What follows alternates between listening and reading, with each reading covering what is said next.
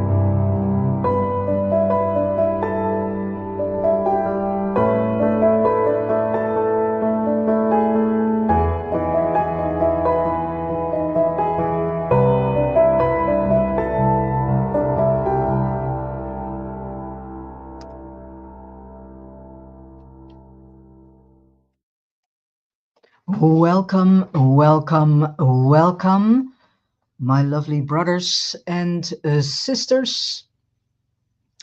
Welcome to a new live book reading.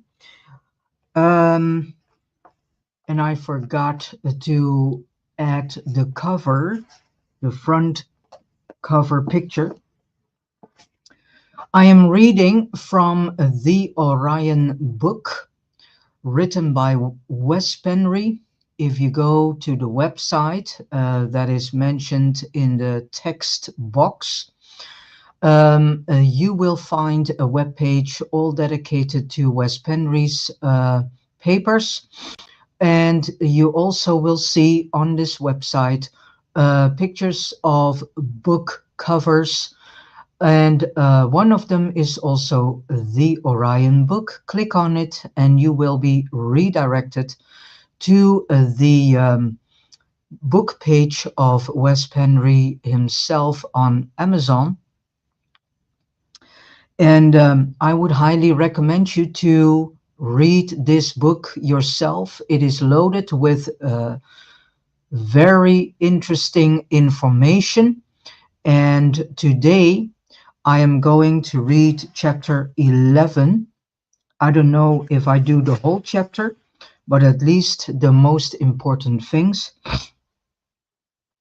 And as you can see, the title of this chapter is Virtual Reality Dash into the Abyss. Because virtual reality is not what we think it is.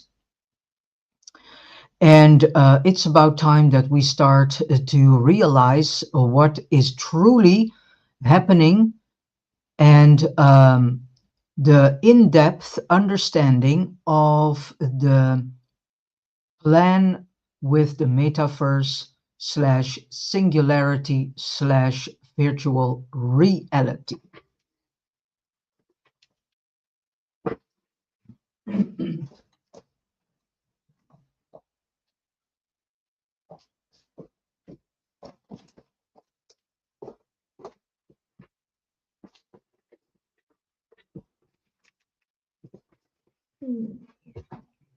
All right.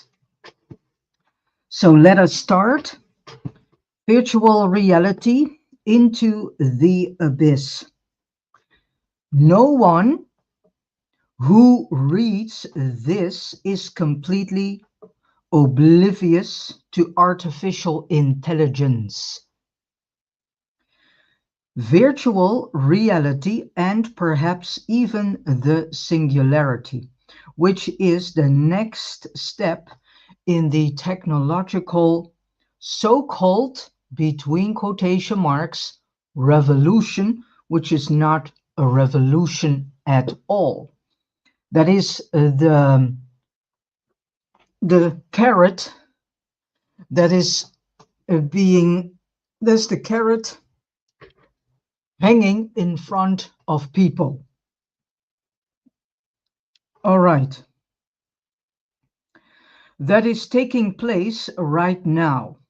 Many are excited while others are deeply concerned. One of them is me myself, because I see what it is doing, and all technology that we are using is not created for our best interest, nor is it created to have the human soul progressed and progressing into new levels of personal development. Totally not. How can we approach this new era we are going toward?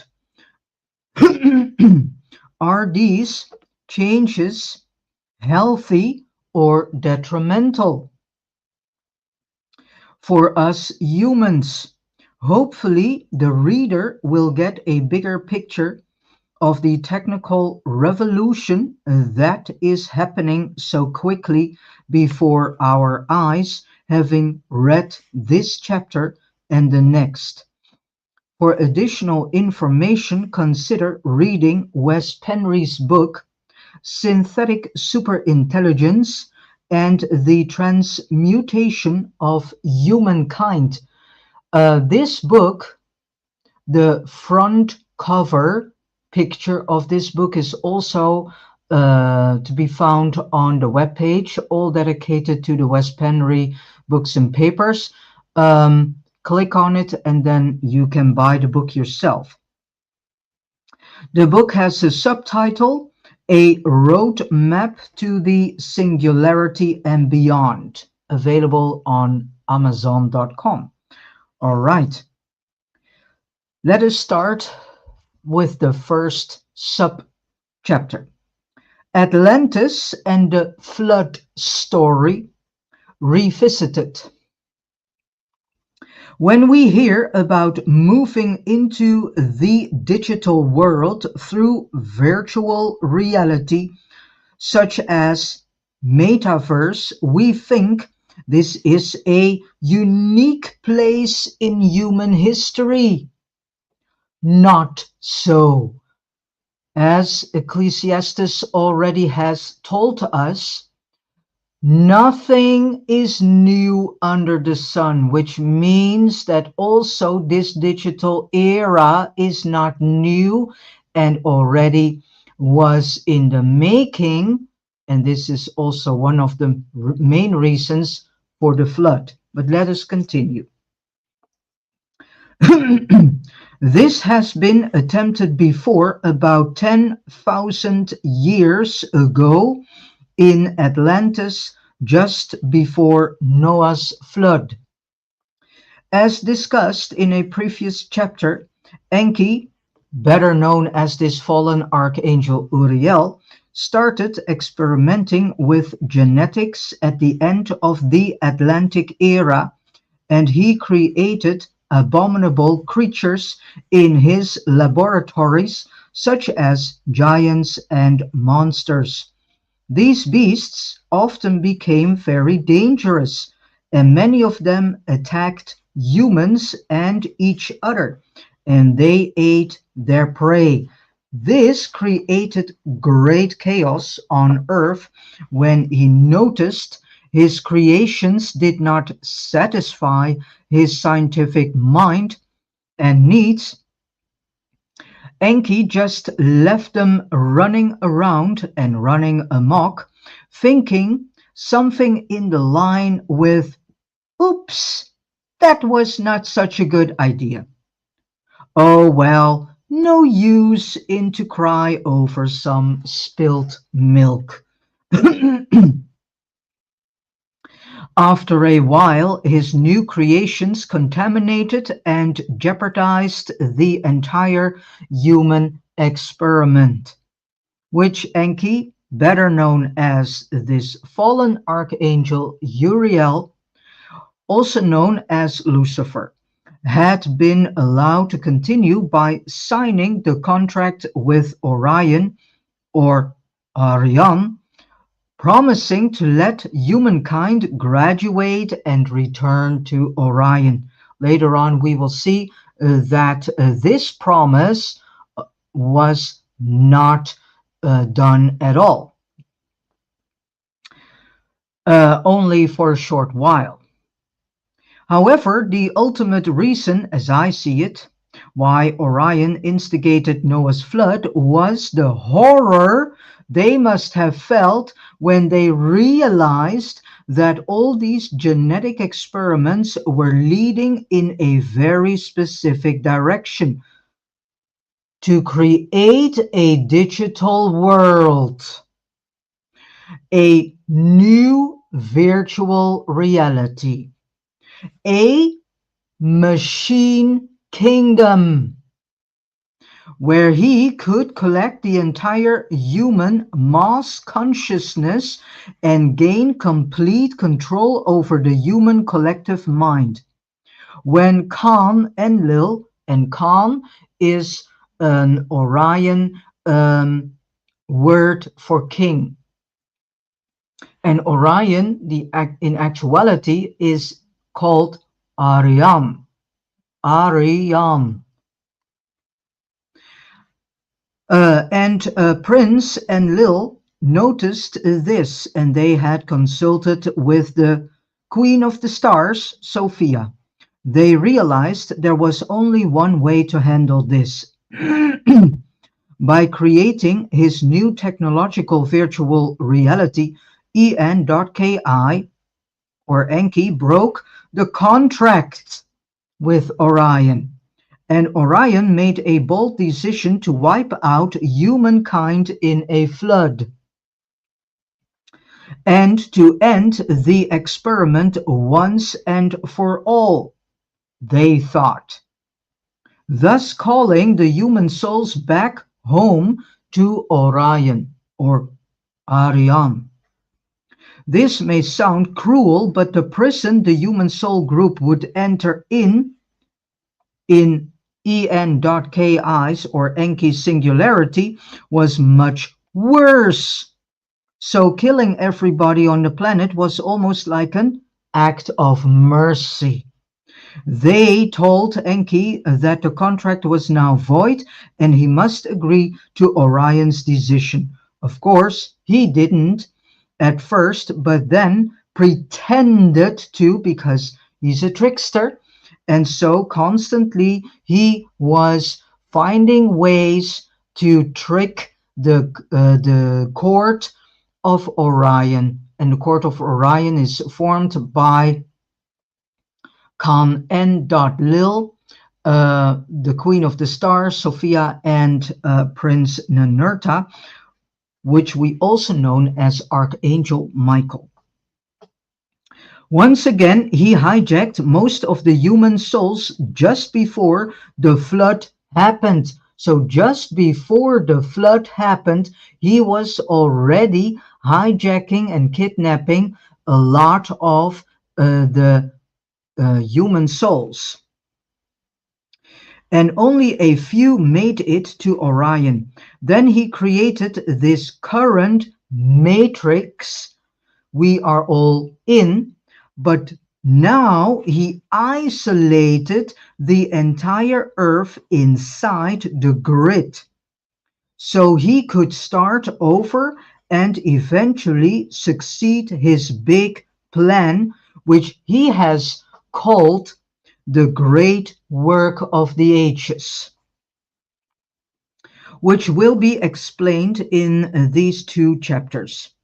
He thought he could work completely uninterrupted with the grid as a security fence, But now the grid is getting weaker from people waking up. So this is good news. And this grid is also inside us. Yeah, the universe is inside us. So this matrix construct is also inside us. So that is why it is of great importance to have yourselves educated and informed about everything that is going on and to question everything, which is a very healthy thing to do. The more you question things about the so-called world you are in, the better. The more pieces of truth-based information you will find, and you can then create for yourselves a picture that tells you that, yeah, the world you are in is not what you always thought it was. And the more you question things, the more you also lead yourselves toward solutions. And one of the solutions is informing yourselves about and educate yourselves also about narcissism, so you can start see the cosmic narcissism being played out here in this world, on this world stage. And also inform and educate yourselves about this whole metaverse slash singularity thing, so that you can make a decent decision if you want to participate in this, yes or no, knowing then the consequences if you do so participate in it, because participation in this metaverse slash singularity has huge consequences for your human soul, and these consequences are not good. That's one thing for sure. And his project is once again threatened. So the more people start to wake up, the more holes will be created in this matrix system, in this matrix construct. And so the matrix start to bleed, so to say, it will deplete. And the more depletion is going on, the lesser impact the controllers and manipulators have on us that are pulling the strings here on earth. These manipulators and controllers are for us not visible because they are in another frequency band and operating from another frequency band. So that is why we cannot see them. History is repeating itself completely, and by many this time period has been called the Second Atlantis.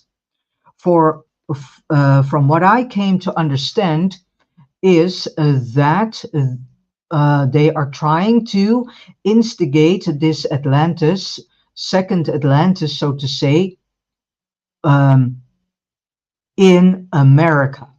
So that is also one of the reasons why America is right now for what it is, and why there is such a hurry to have all the people there in this digital prison system. Yeah, it all has to do because they want to roll out a new Atlantis there, a new Atlantis kingdom, so to speak, in America, because the same thing is occurring right now that was happening at the end of the Atlantis era. En.ki, better known as Lucifer, is once more trying to create a digital virtual reality to snatch the entire human soul group and put us in one place, the artificial intelligence cloud. I go on. The creation of 3D simulations. There has been much talk on the internet about the matrix between brackets Earth being a simulation, virtual reality, a hologram, and even a computer game. This mindset gained ground after the Matrix movies, of course, and more people have incorporated this idea. I wrote about this in the West Penry papers too, almost 10 years ago. But the reality of how matrices are set up goes beyond even that. I believe I dare to say that all so-called physical worlds in the universe are simultaneous holograms and projections. The differences between our matrix and the worlds in the rest of the universe are that this fallen archangel Uriel slash Lucifer slash en.ki's simulation is locked into a tiny frequency band called the so-called, between quotation marks, visible light, and is one, if not the most solid and dense matrix in the universe, does not allow complete free will. And this is exactly what also many people, me included, are questioning. Because if you look around in this world, you should have observed that free will is not really there. Especially the last several years, we can see that free will is more and more being taken away from us people. And also what I see, and not only I, many of likewise people and like-minded people are also observing that many human beings are, yeah, in a way, you can say freely giving up their free will without being aware of what they are truly doing. Um, does not allow complete free will, opens up this soul group to manipulation and gives it amnesia. So, this simulation is locked into a tiny, solid, and dense into a tiny frequency band called, between quotation marks, visible light, and is one, if not the most solid and dense matrix in the universe, which does not allow complete free will, comma, opens up this soul group to manipulation and gives it amnesia. On top of that, the so-called, between quotation marks, creators, the overlords slash overseers, have a selfish goal for this soul group that is detrimental to its evolution. The other worlds out there, whether evolving on stars or planets, are also what we call physical, but of a higher density. Thus, Archangel Uriel slash Lucifer slash Enki hit Earth in plain sight within a small frequency band that is very difficult for other star races to find. In addition, he congested the, between quotation marks, trail of stars on the cosmic highway with his Earth construct. So star beings could no longer pass this way to get to other stars. He did this when he closed the Saturn Stargate and instead created an artificial sun. So even our sun is not real, which we now consider our sun, connected directly to Sirius A. But the port to Sirius A is also closed. We have discussed before, the most star races are born from stardust, what is called stardust, which would be the poetic term for it. And it is not completely wrong.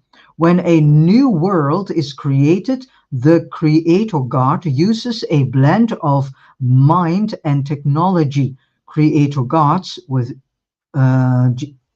little g can create in their mind and project it instantly, so long as they are in the ka or void. But that doesn't work so well when creating material worlds.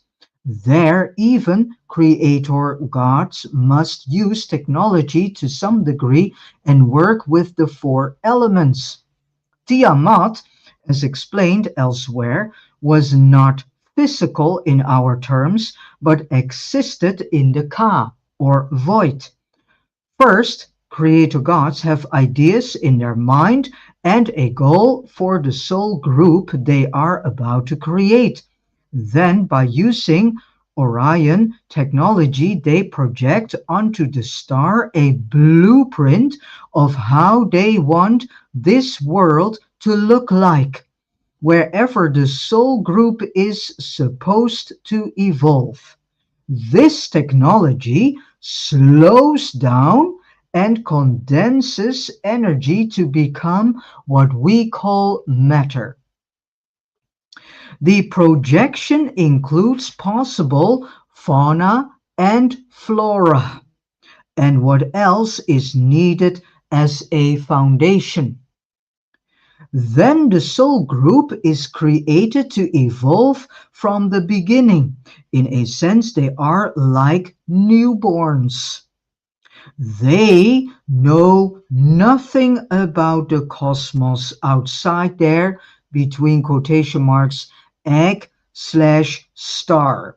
The Orion technology makes it possible to experience their world in 3D since the technology works with sound and light, the latter containing information, and they then compress that to become matter. Matter is, of course, condensed energy. Therefore, the 3D world can be formed remotely with technology by using sound and light vibrations, because light carries sacred geometry. It can be decoded by the beings that are created to live in their particular world. All living things in the newly created world decode the light signals the way their brains are meant to decode it. And our brains do not decode the things really as they should have to be. Therefore, on Earth, cats experience the world differently than a bird, for example. Each world is a hologram encoded with light and sound frequencies to then be decoded inside the entity's brain. So, what is really a soul? What are the properties of a hologram? If something comprises a lot of separate pieces forming a whole, each piece also contains the whole. This is also the case with the soul. As we have discussed, a soul is made up of trillions of tiny nanofires creating an avatar, which is the soul body occupied with a mind once it is created. The mind slash avatar is then keeping the soul together. The avatar will then enter a body containing DNA, which is ultimately light encoded information and allows communication with the universe and the environment. Moreover, the avatar can also function without a physical body. Each little fire contains a copy of the whole, which makes it profoundly similar to a hologram. That is because it is a hologram. The soul is a lone, as I stated in the West Penry papers, and not the highest self. It is not even immortal. The soul is not the mind either, and it is not the person. It is a vehicle so we can operate in the physical universe and beyond.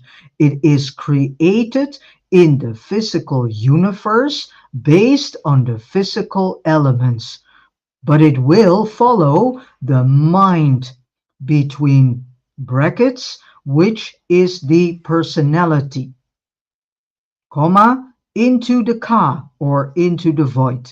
Once the star being leaves their home star and begins to nano travel on a more mature level, after having evolved in the spirit realm, the mind, not the soul, but the mind will gain creative powers and can create in the ka or void directly with their mind and manifest it immediately. However, only spirit is immortal.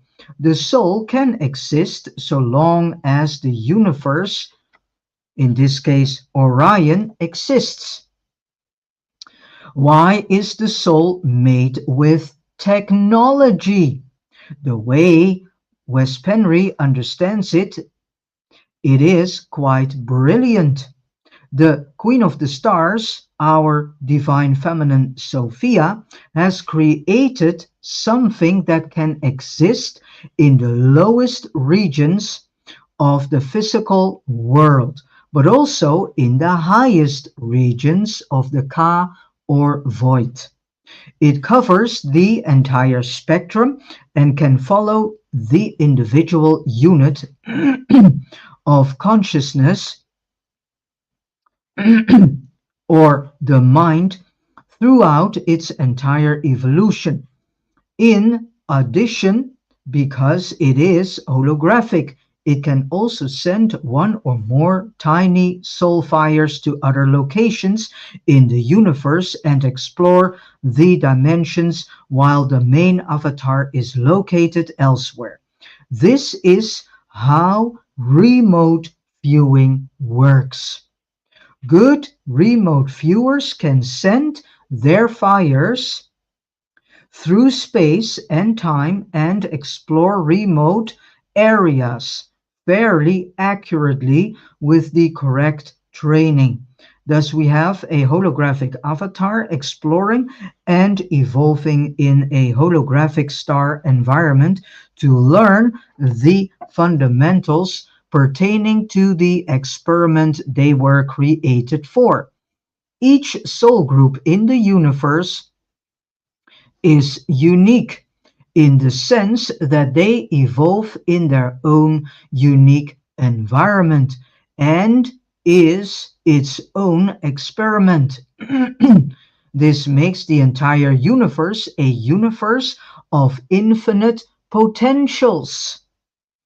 The experiences and learning processes are without an end.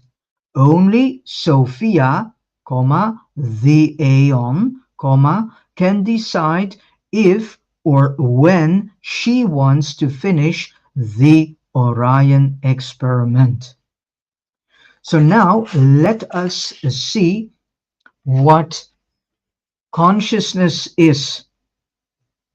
So what is consciousness? Spirit is in everything, but is there consciousness in everything? No, there isn't. Some might say there is potential consciousness in everything, but not even that I find to be true. But there is spirit in everything. In order to be conscious, one has to be aware of being aware, i.e., we have to be aware we are separate from our environment and come to the realization, I am, or I am aware that I am, then you are conscious. Uh, then you are conscious. So consciousness exists on a sliding scale from the lowest to eternity. There is no upper limit and it develops through experience, problem solving, and choices in life, making the being more aware of their environment and how it works, what is outside their sphere of influence, etc. Consciousness develops together with the development of the mind, which is equally on a sliding scale. Even if we here on earth operate almost completely from our unconscious slash reactive mind, it is still consciousness, consciousness working on autopilot in a complete or next to complete darkness, because even the subconscious was once conscious until it became hidden. If the soul that is developing in a physical world one day is ready to explore the ka, or also known as void, it can. It usually happens as a soul group rather than as an individual soul dash mind complex. They will realize their bodies are limited and they are eager to nano travel and experience the greater universe.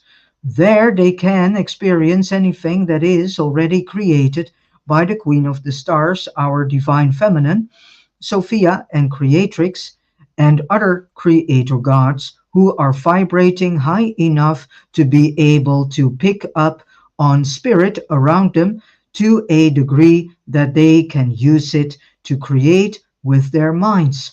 From there, they can develop further to become even more advanced creator gods.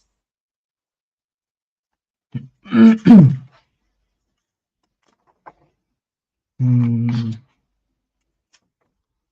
I will see. Uh,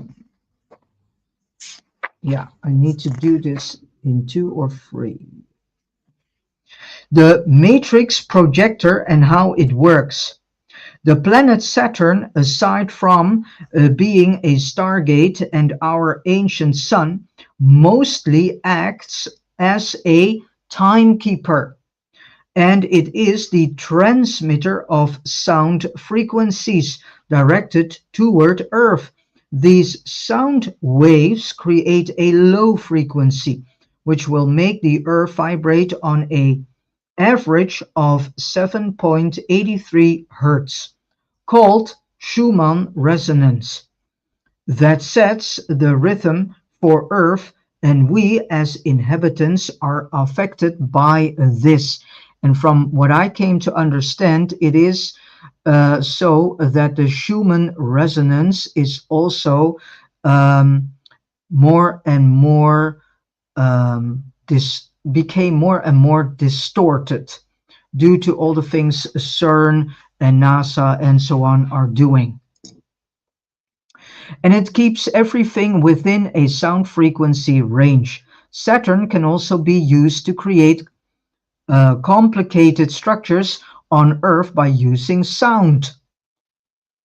When the overlords use the corresponding frequencies, they can even create large pyramids with sound. So now we get to understand how all these pyramids have been created. Because many people are still in the idea that humans have created these pyramids. Well, many uh, and I also have thought that that was absolutely not possible, such as the pyramids of Giza. Those were created with Orion sound technology and not by millions of slaves. The light used in creation most likely comes from our artificial sun. taking its real light from Sirius. Light from the universe outside this construct is encoded information, and this can be taken and manipulated, distorted and used for a certain purpose, for example, entrapment. Then we are back to Saturn again, from where the hologram is basically projected. This is where the, between quotation marks, machine is located, although it is not a machine in the sense we think of it, I'm sure. It is more a way to control the elements and how to tame energy and use it to create what we call matter, i.e., condensed energy that can be formed into physical objects. It is a play between light and darkness, or wisdom and ignorance. As well as Saturn is the planet that controls our perception of linear time, it also controls our perception of the universe. So long as we are inside these limited meat bodies, our physical avatars with the small letter A, therefore, as soon as we leave our bodies, a death, for instance, we feel a fair amount of relief because the body has been a physical burden most of people's lives, compared to how it feels to get rid of it. A physical body is extremely dense and heavy to carry around. I found the following article posted on a website called sciencealert.com, and mainstream science starts coming to the same conclusion right now. Regarding us living in a matrix, a computer program. And here is an excerpt. See the footnote if you wish to read the entire article. So the footnote here is: any virtual reality world will be based on information processing. That means everything is ultimately digitized or pixelated down to a minimum size that cannot be subdivided further, so into bits. This appears to mimic our reality according to the theory of quantum mechanics, which rules the world of atoms and particles.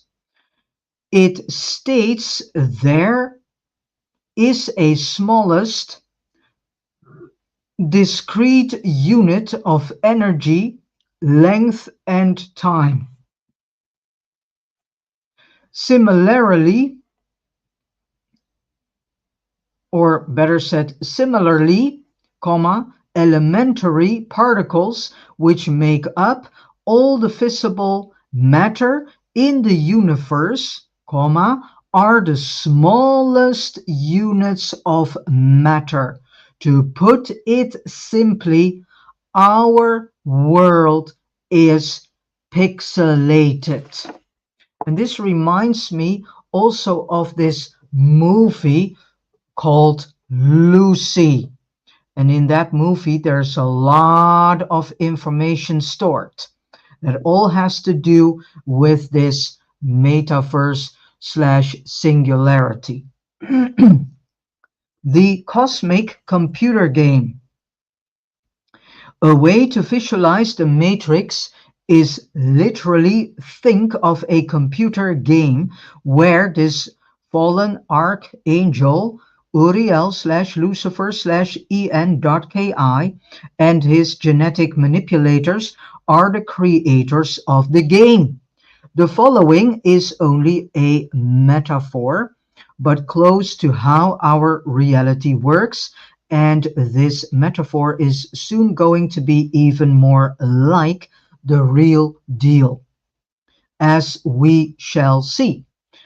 When the singularity is fully implemented, so en.ki or Enki and his computer programmers hijacked us outside this computer game and forced us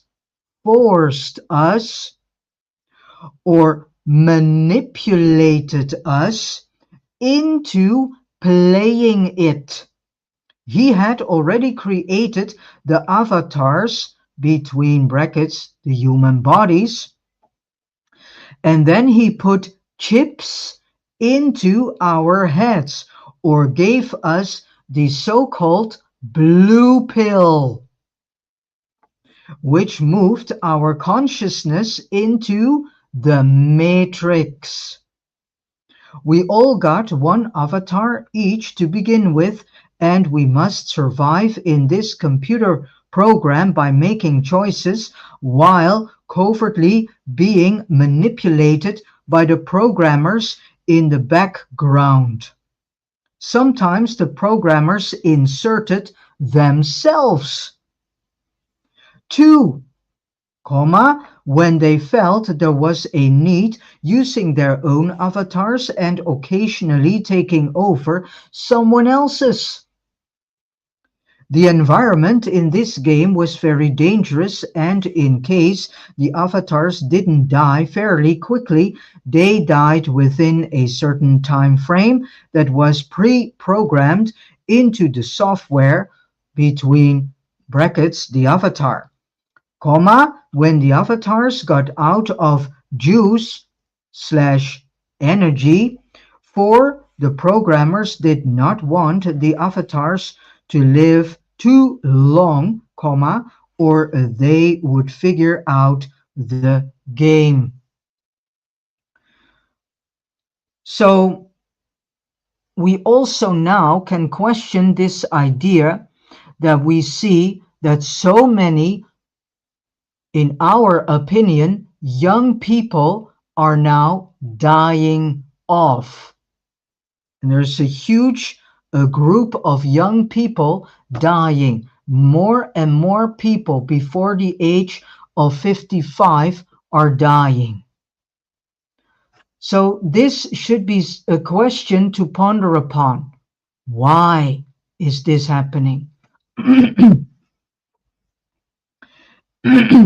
And there are many souls among these people whom indeed were figuring out this whole matrix construct.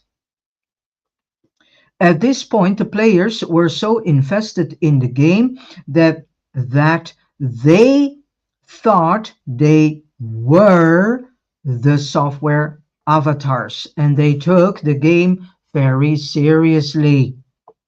When they died in the game, they went to a station in a lofty environment where they were split into many units and sent back into the game with many different new avatars. And this is the false tunnel of false light, which you should avoid at all cost. You need to, when you die, you need to find a hole in the grid and go through that hole, and then you can escape the matrix. Do not fall for the entrapment of this so-called tunnel of fake white light. So each one living in a different time period within the game, and they were born into the new avatars with full amnesia of previous game sessions with previous avatars.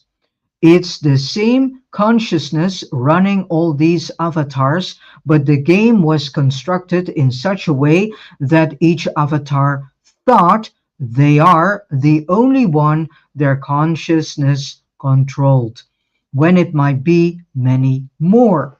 All the while, the programmers manipulated and changed things in the software, the difficulty of the game. When the players started figuring out the game, the programmers wiped out everything the avatars had constructed and started all over again. And the avatars did not remember what happened. In other words, the programmers cheated, so the game became more or less important to win. Also embedded in the software was a time mechanism that made the avatars think that all time is linear, an invisible between brackets eon should be before there was a reset. In reality, linear time was just a part of the game's algorithm. So even that is not really real, and thus just an illusion. The programmers could at any time stop the game, like in the first season of Westworld, and go back in linear time from outside the game and insert a completely new city or an entire civilization between between brackets, and why not large pyramids into the game for any given reason. All they needed to do was to make adjustments to the code so the players had even more difficulties to complete the game. At the same time, they, between quotation marks, channeled information to selected players in the game who thought it is God, comma, Jesus, comma, or any other some superior being talking to them. This channel gave the person some, between quotation marks, profound information, which that avatar then shared with the rest of the players in the game who wanted to listen when the players were almost giving up because it is getting too hard. These channeled, between quotation marks, entities gave them hope and promises of a bright future if they only choose to follow their guidelines and instructions. The guidelines and instructions, of course, from the entities. They learned they can so-called ascend within the game, of course, to levels that were less challenging, until one day they would be set free, albeit this was not the programmer's real intention. So even ascension is something we need to question. They had other plans for the players that were not in the players' best interests. The programmers wanted to use the players' consciousness to take over the universe outside the game. But first, they needed to get all or most of the players on the same page, which could only be done through manipulation of the avatars and manipulation of the game itself. Taking the above metaphor as an example, each 3D world is a, between quotation marks, computer game, a projection and a simulation. The huge difference is that this fallen archangel Uriel's matrix breaks the law of free will. It breaks the law of free will. The programmers interfere and manipulate, between quotation marks, the game constantly. As the players develop, and they give the players amnesia, Imagine if you are playing a game on a computer.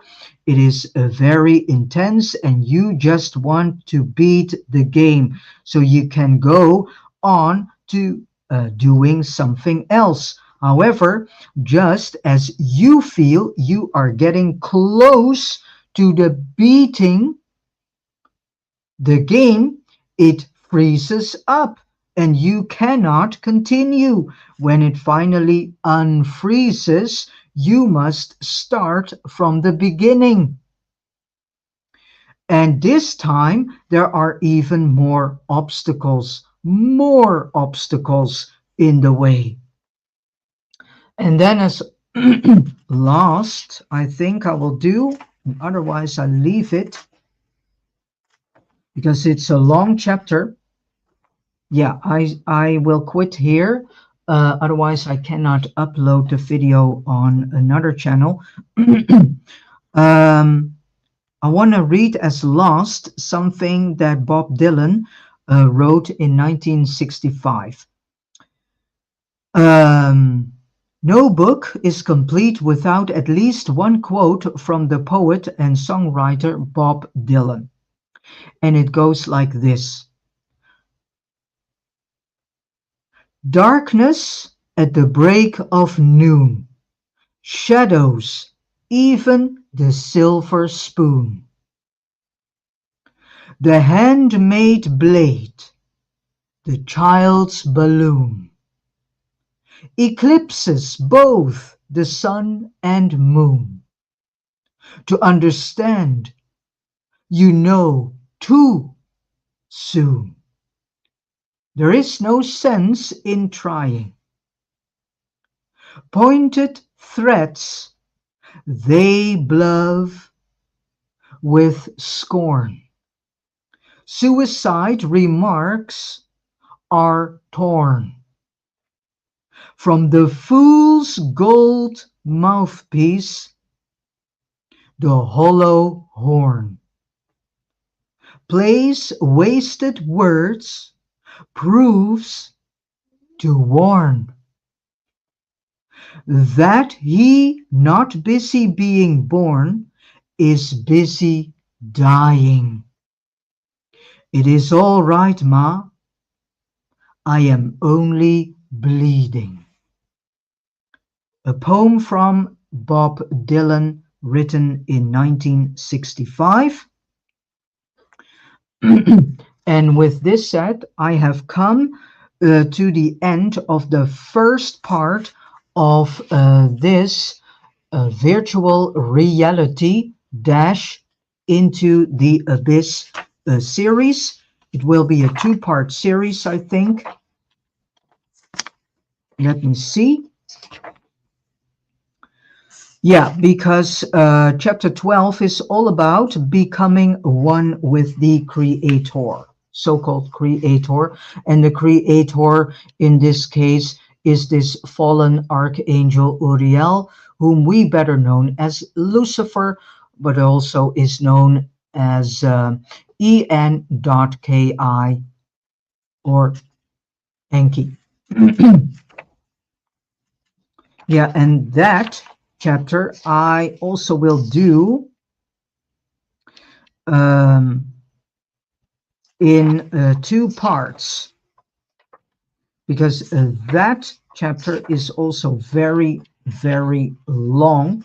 So I think I will do that in two or maybe even three parts.